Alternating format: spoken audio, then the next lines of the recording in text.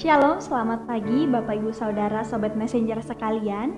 Bersyukur untuk pemeliharaan dan pertolongan Tuhan di dalam kehidupan kita, sehingga pada pagi hari ini kita boleh menerima berkat anugerah dari Tuhan untuk menjalani setiap aktivitas kita pada hari-hari yang telah Tuhan berikan kepada kita. Sebelum kita menjalani segala aktivitas kita pada hari ini, mari sama-sama kita mendengarkan kebenaran firman Tuhan yang akan meneguhkan kita, yang akan menjadi penuntun kita di dalam kita menjalani hari-hari bersama dengan Dia. Sebelumnya, mari sama-sama kita bersatu di dalam doa. Bapa yang baik, kami mengucap syukur Tuhan karena pertolongan Tuhan, karena rahmat Tuhan di dalam kehidupan kami, sehingga pada pagi hari ini kami boleh bangun dengan kekuatan, dengan kesehatan yang daripada Tuhan. Kami bersyukur untuk segala yang telah Tuhan anugerahkan kepada kami, sehingga pada pagi hari ini kami boleh ada untuk kami menjalani setiap aktivitas kami. Kami mohon Tuhan yang terus tolong kami, bahkan di dalam kami mendengarkan firman Tuhan pada pagi hari ini. Bukakan setiap pikiran kami, hati kami, sehingga kami rindu, punya kerinduan yang besar untuk diubahkan oleh kebenaran firman Tuhan pada pagi hari ini. Terima kasih Bapa, dalam nama Tuhan Yesus kami berdoa dan mengucap syukur. Amin. Bapak Ibu Saudara, mari sama-sama kita membuka di dalam 2 Korintus 5 ayat 15 sampai 17. 2 Korintus 5 ayat 15 sampai 17. Saya akan membacakan untuk kita semua. 2 Korintus 5 ayat 15 sampai 17 di bawah satu perikop, pelayan untuk pendamaian. Ayat yang 15. Dan Kristus telah mati untuk semua orang, supaya mereka yang hidup tidak lagi hidup untuk dirinya sendiri, tetapi untuk Dia yang telah mati dan telah dibangkitkan untuk mereka. Sebab itu, kami tidak lagi menilai seorang juga pun menurut ukuran manusia. Dan jika kami pernah menilai Kristus menurut ukuran manusia, sekarang kami tidak lagi menilainya demikian. Jadi, siapa yang ada di dalam Kristus, ia adalah ciptaan baru. Yang lama sudah berlalu, sesungguhnya yang baru sudah datang. Amin. Bapak Ibu Saudara, ada sebuah kisah di mana ada seorang bapak usia parubaya yang mengidap penyakit jantung yang cukup keras. Ia mendapatkan vonis di tengah-tengah pengobatan yang ia lakukan, ia mendapatkan vonis dari dokter bahwa hidupnya sudah tidak lama lagi. Jika kesehatannya makin menurun, itu akan membuat dia semakin melemah. Oleh sebab itu, sebagai upaya yang dilakukan, seorang bapak ini terus melakukan terapi-terapi yang bisa menolong dia. Meminum obat-obatan yang disarankan oleh dokter, hidup sehat dengan pola hidup yang sehat, pola makan, melakukan olahraga. Bahkan bapak ini juga melakukan operasi supaya kesehatannya tertolong dan hidupnya sedikit diperpanjang, karena ada begitu banyak hal yang ia ingin lakukan di dalam kehidupannya. Namun, sebagai orang percaya tidak hanya usaha-usaha itu saja. Bapak itu pun datang kepada Tuhan, ia berdoa, ia memohon kepada Tuhan, memohon kesembuhan bagi dirinya, memohon pemulihan atas penyakit yang ia alami. Dan ketika dia datang kepada Tuhan, ia memohon pemulihan daripada Tuhan. Ia berkata kepada Tuhan, jika Tuhan memberikan ia kesembuhan, pemulihan, dan ia diberikan kesempatan untuk punya umur yang lebih panjang, ia berjanji di dalam umur yang telah Tuhan berikan kepadanya nanti, ia ingin menyerahkan seluruh hidupnya kepada Tuhan. Ia ingin mengubah hidupnya sehingga kehidupannya adalah kehidupan yang hanya dipusatkan saja kepada Kristus. Dia mau benar-benar untuk hidup kepada Tuhan. Yang lalu dia hanya melakukan sekedar aktivitas rohani, tetapi ketika dia datang kepada Tuhan, dia benar-benar mau bertobat dan mau hidup bagi Tuhan.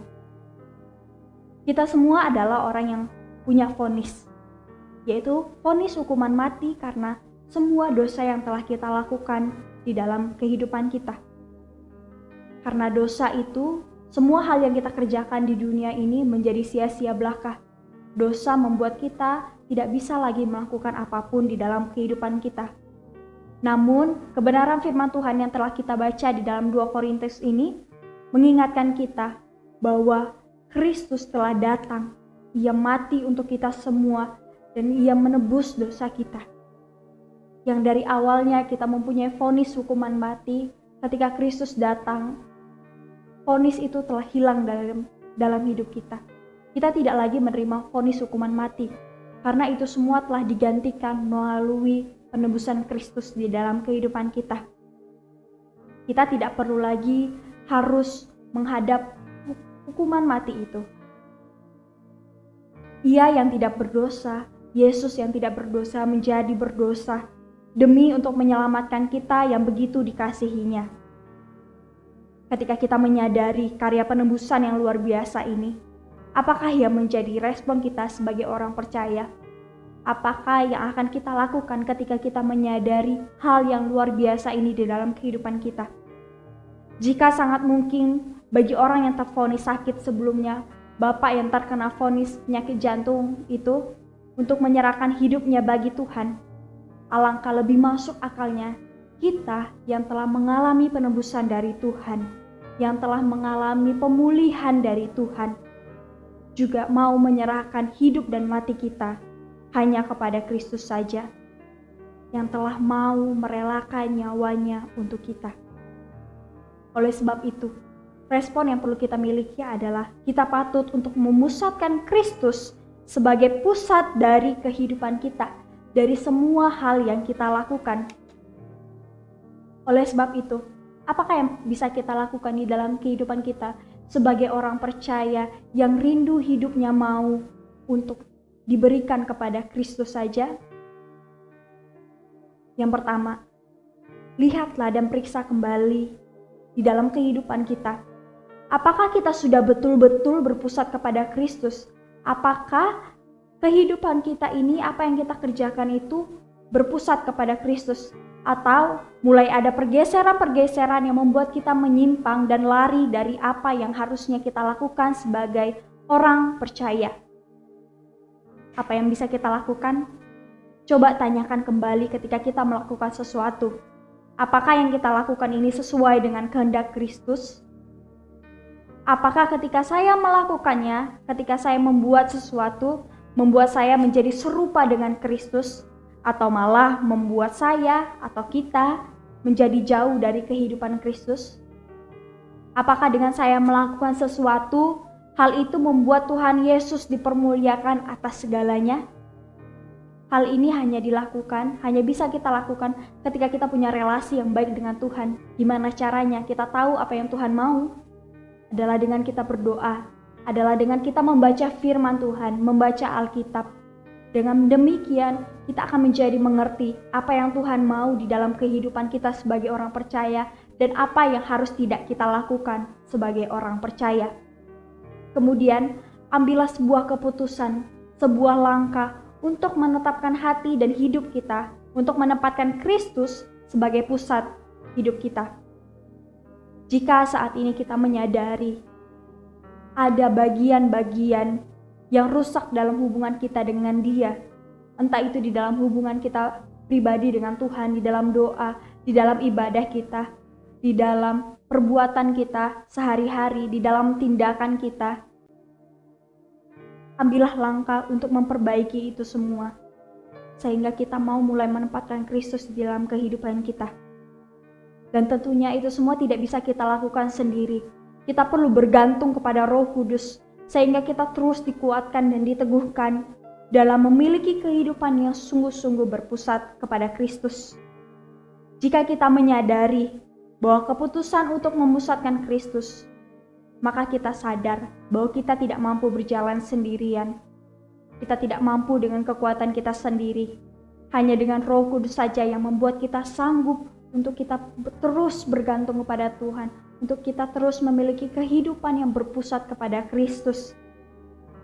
Jika kita sadar bahwa Yesus Kristus adalah hidup kita, ketika kita sadar bahwa kita hanya mau hidup untuk Kristus, maka bukan lagi kesenangan pribadi yang kita pikirkan.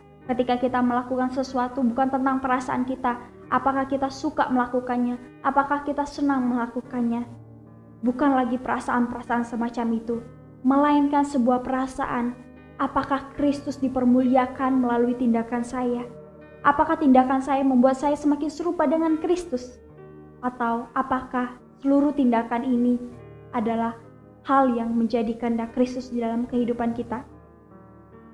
Sehingga dengan demikian, hidup yang kita miliki, hidup yang kita jalani adalah untuk mempermuliakan Tuhan atas semuanya. Seorang tokoh, Whitmore, mengatakan, langkah raksasa yang harus diambil oleh orang percaya, oleh orang yang percaya oleh Kristus adalah ketika kita memutuskan bahwa Tuhan Yesus bukan lagi hanya bagian dari hidup kita, bukan hanya bagian dari hidup kita, tetapi Dialah hidup kita. Yesuslah hidup saya. Jadi kita perlu untuk memahami bahwa Kristus adalah hidup bagi saya. Kristus bukan bagian dari saya. Karena Kristus Yesus adalah hidup saya, dan saya mau rindu untuk terus memusatkan Kristus di dalam kehidupan kita. Amin. Mari sama-sama kita bersatu di dalam doa. Bapa, kami datang padamu pada pagi hari ini. Kami datang dengan segala kondisi hidup kami. Kami datang dengan hidup kami, dengan hati kami, dengan seluruh yang apa kami punya Tuhan. Kami rindu melalui firman yang kami dengar pada pagi hari ini. Kami dikuatkan, kami dimengertikan untuk kami punya hidup yang mau memusatkan Kristus sebagai hidup kami, sebagai pusat hidup kami. Sehingga setiap hal yang boleh kami lakukan itu menjadi kehendak Tuhan. Sehingga setiap hal yang boleh kami kerjakan itu mempermuliakan nama Tuhan di dalam kehidupan kami. Ampuni kami Tuhan, ketika kehidupan kami mulai bergeser, ketika Tuhan tidak dipermuliakan lagi di dalam kehidupan kami. Biarlah Roh Kudus Tuhan yang terus menguatkan kami, yang terus meneguhkan kami, sehingga setiap tindakan, setiap pikiran, setiap hal-hal yang kami ucapkan adalah sesuai dengan kehendak-Mu Tuhan. Ajar kami terus untuk bergantung kepada Tuhan. Ajar kami terus untuk menyerahkan seluruh kehidupan kami. Sehingga kami terus menjadi anak-anak-Nya Tuhan yang taat, yang rindu terus untuk melakukan kebenaran firman Tuhan.